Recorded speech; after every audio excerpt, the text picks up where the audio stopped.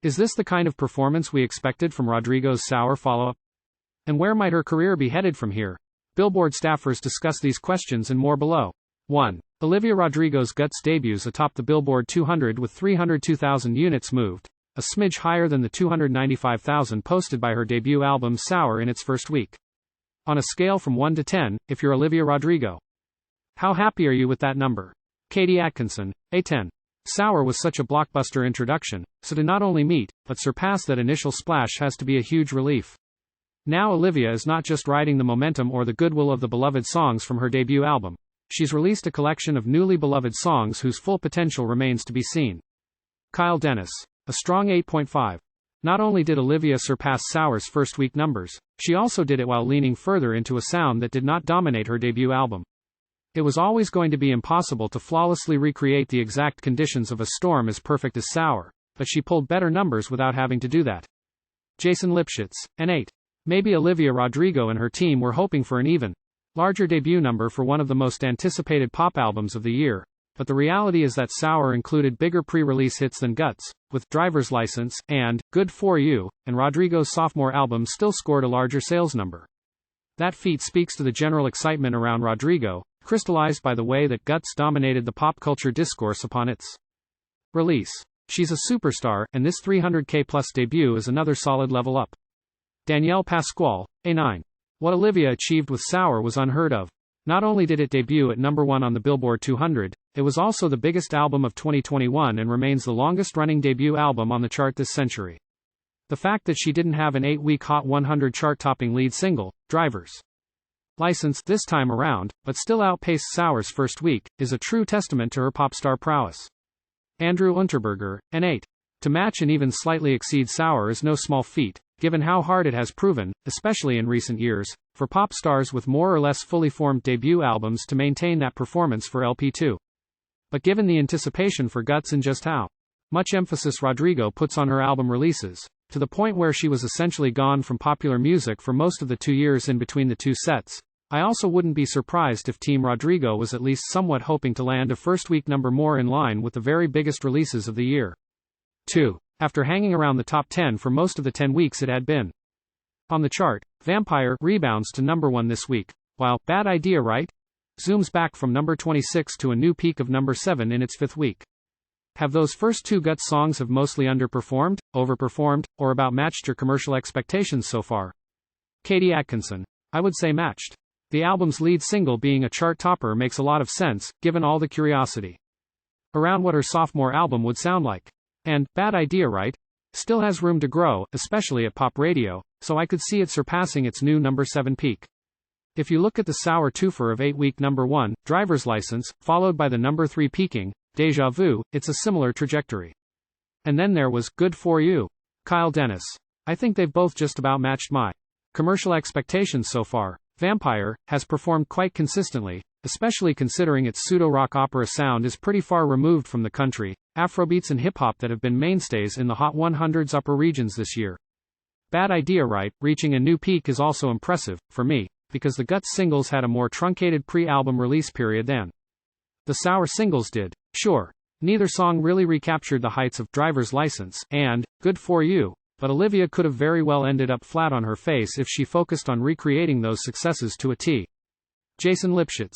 Overperformed. Vampire is a singular pop radio experience these days, sprawling and theatrical in approach compared to the clipped, ultra-catchy songs in Power rotation around it. While Bad Idea Right slides into the Good For You lane but rocks harder and shrugs off pop appeal more vociferously. The fact that both singles have logged multiple frames in the top 10, and that one of them has spent a pair of weeks at number 1, while being notably out of step with modern pop trends, illustrates Rodrigo's current power as an A-list artist, capable of bending popular music towards her interests.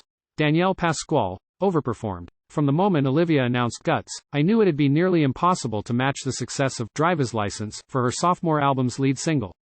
When you go on a 2-year break between your debut and sophomore albums, you risk the chance of fans falling off, forgetting about you or moving on to the next big thing. However, the fact that Vampire returned to number 1 upon Guts' big Billboard 200 debut shows that her dedicated army of Livies aren't going anywhere. Also, not many artists can say they rose nearly 20 spots in a single week, and as Bad Idea Right Continues to gain traction on TikTok. I don't think it's reached its peak just yet. Andrew Unterberger, Matched. Both songs came in a little softer than their accompanying Sour era singles, but both were also slightly tougher sells commercially. The fact that Vampire has still racked up 2 weeks at number 1 and Idea has now reached a number 7 peak is pretty impressive, considering. 3. Get Him Back is the highest debuting of the set's new tracks, bowing at number 11, assisted by top Spotify New Music Friday placement, an eye-catching music video and a big look at the MTV Video Music Awards this Tuesday. Does it seem to you like it will be a lasting hit off the album? If not, is there another song on the album you think could be ticketed for, or worthy of, such success? Katie Atkinson. I 100% peg this as the good for you of Guts, and I'm betting that number 11 is just the beginning. First of all, can we talk about the title? Turn of phrase? It's one of those cute little wordplay moments that you hear in a song and can't believe it isn't already a cliché. Flipping Get Him Back to mean reunite and exact revenge is so brilliantly bratty. For me, this is the lasting hit. Kyle Denis. Yes, I think, right now, all signs point to Get Him Back becoming not just a lasting hit, but potentially the biggest hit of the entire Guts era. That chorus is undeniable, and the bratty spoken verses are simply irresistible. Outside of Get Him Back, I think Making the Bed and The Grudge could do a little something. It'll be interesting to see whether the rest of this album's singles bank on the ballads or the more overt pop rock bangers. Jason Lipschitz. It depends on the concurrent runs of the Rodrigos songs around it. If Vampire and Bad Idea Right continue rolling in the top 10 of the Hot 100 and commanding the attention of radio blocks and streaming playlists, then Get Him Back, which already received a splashy music video and big awards look, will be crowded out of the spotlight. I hope that's not the case, however, because Get Him Back is the best song on Guts and would be a truly exciting mainstream hit. Let's hope there's enough room in our cultural appetite for its dazzling wordplay and exploding heart breakdown. Danielle Pasquale. I will definitely be surprised if Get Him Back doesn't hit the Hot 100 top 10 next week. With the similar Y2K pop punk feel to it that Bad Idea Right has, Get Him Back is undoubtedly getting a bigger push, and not just by the label. A fan-made TikTok dance for the song is going viral, as is a trend of people recreating its iPhone-made music video. Chatter surrounding the song only seems to be growing, and I'd place my bets on it becoming the biggest hit on Guts. Andrew Unterberger. It does definitely seem like the best pick for a Guts breakout hit, but I'm a little worried about its performance so far. Despite getting a top placement on Spotify's New Music Friday playlist in both a flashy music video and an eye-catching VMA's introductory performance last Tuesday, the song still missed a top 10 debut this week, and its streaming numbers in the days since haven't really been trending in the right direction. Maybe it just needs a little time to take off online, but that hasn't been the case with Rodrigo so far. Both License and Good had already caught like wildfire by the end of their debut weeks, and if the stellar video and VMA's performance couldn't further stoke those flames, I'm not sure what will. Certainly rooting for it though. 4. Guts leans even further into the alt-rock inclinations that Rodrigo had flashed on a few Sour songs, while she has given high-profile shoutouts to 90s alternative acts like Rage Against the Machine in recent interviews, and even invited the Breeders to open some of her upcoming Guts World Tour arena dates. Do you think the success of Guts will lead to a greater prominence of guitar rock and/or 90s influences in the mainstream, or does it mostly just work for Olivia Rodrigo because she's Olivia Rodrigo? Katie Atkinson. As much as I'd like this is all to lead to a riot grrrrrl, I think it just works particularly well for Olivia Rodrigo. She's got the Empire Records fashion and the Alanis nodding music video and, yes, even the Breeders on tour with her. It's a little reminiscent of Bruno Mars cherry-picking the best of various genres and decades and finding a way to make the classics current. It's savvy, but it's not the only reason fans are connecting to her music, it's just part of the overall appeal. Kyle Denis. I hope it does. You can never have too many different kinds of music making their presence known in the zeitgeist. I think Olivia obviously carries a level of fame that will give her a higher ceiling of commercial success, but I hesitate to say that the guitar rock is working for her just because she's her. From Billie Eilish's Happier Than Ever, and Demi Lovato's new revamped album to Jelly Roll's Need a Favor and Zach Bryan's new self-titled album, I think we'll see a rise in guitar rock's mainstream prominence across the board, which makes me think a larger renaissance could be on the horizon. Jason Lipschitz. Probably a little bit of both, although I do think that we may be in for an upswing of louder guitars in pop music, thanks to Rodrigo, but also considering rock nods from pop superstars like Billie Eilish and Harry Styles, crossover country hits from Morgan Wallen and Luke Combs, and the fact that genre-splitting singer-songwriters like Noah Kahan and Zach Bryan are establishing themselves as radio presences. Rodrigo may be more well-versed in, often quite excellent, punk, alternative and hard rock, but the success of her sound can also be folded into a greater six-string trend that I'd bet hasn't yet peaked. Danielle Pasquale. The trend has potential to go mainstream, and labels will undoubtedly try to replicate Olivia's success with their emerging artists. However, I don't think any push will generate near the same numbers she has pulled, especially only a couple years into her musical career. All-girl rock bands have been around forever, and most are lucky to see success on the charts these days. Even artists in her genre that have been in the game, like Avril Lavigne, haven't seen near the same numbers Olivia has pulled with their new releases. For the current moment, Olivia is the reigning princess of pop punk, and no one seems to be overthrowing her anytime soon. Andrew Unterberger. I doubt we'll get a bunch of sound I likes littering the Hot 100, but the more important thing is Rodrigo re-normalizing guitar rock within popular music. A trend that's been ongoing for basically the entire decade so far, and which she certainly already helped along the way with Good For You, and a couple other sour album cuts. In the mid to late 2010s, it was becoming a rarity to hear six strings anywhere on Top 40 Radio or on New Music Friday. Now, they're all over the place again. Doesn't mean next year's VMAs are gonna look like the 1995 awards, but if there were a handful of very disparate guitar-based performances featured throughout, it would hardly be shocking. 5. When Rodrigo broke out in 2021, the Taylor Swift comparisons were obvious and plentiful. Not just because of the similarities they shared as prodigious young singer-songwriters, but because Rodrigo seemed to be one of the only new 2020s artists with the commercial ceiling to potentially one day match Swift in popularity. Do you think the early returns for Guts show Rodrigo still having that kind of momentum?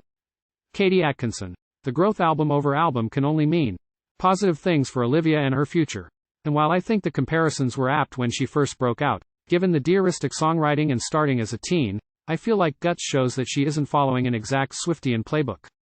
I don't think even Taylor could have predicted how her own career would transpire, and I'm looking forward to seeing the unique way Olivia's unfolds as well. Kyle Denis. I'll say yes. She's already established a dedicated base, as evidenced by the historic streaming numbers of Driver's License, and she has very clearly only expanded that base and deepened her connection with them based on the first week numbers for Guts. Given the fact that she's already borrowed a few familiar bits of Swift's MO, including various limited edition vinyls and Easter eggs galore, she clearly knows how to keep that momentum going, and her upcoming tour will do the same, especially on a global scale. I'm not saying O3 will open with 1 million copies in its first week like Swift's Speak Now did, but I do think that Olivia is already on a better track than most of her peers. Jason Lipschitz. No, and not because Rodrigo, who just released one of the strongest full lengths of the year, is doing anything wrong, but because Swift is in an entirely different stratosphere than any other artist working today when it comes to modern popularity. Maybe Rodrigo gets there someday, considering her seemingly endless talent and her still bulletproof catalog, but as she herself would likely admit, it'll take a long, long time. Danielle Pasquale. A cautious yes. Debuting every song from your sophomore album in the Hot 100 Top 40 is not a common feat. She also added 18 additional shows to her 2024 tour's lineup, so demand is clearly there. However, I would have immediately answered yes, if asked the same thing about Billie Eilish following the original success of Bad Guy, yet her follow-up album Happier Than Ever didn't seem to have the same lasting impact that When We All Fall Asleep, Where Do We Go? Had. In this day of TikTok, as new artists go viral every day, making a decades-long impression is easier said than done. And though Guts' pace is great so far, will people regard it as one of the greatest pop projects of our time? Hard to say for sure, but I personally hope so. Andrew Unterberger. Not necessarily, but the potential is still there. When comparing their two career timelines, Swift has the, somewhat ironic, advantage of having a very flawed debut.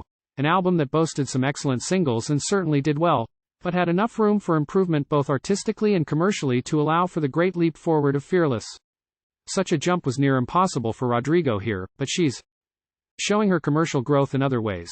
Namely, an arena world tour that includes 4 dates each at MSG, the Forum and the O2 Center.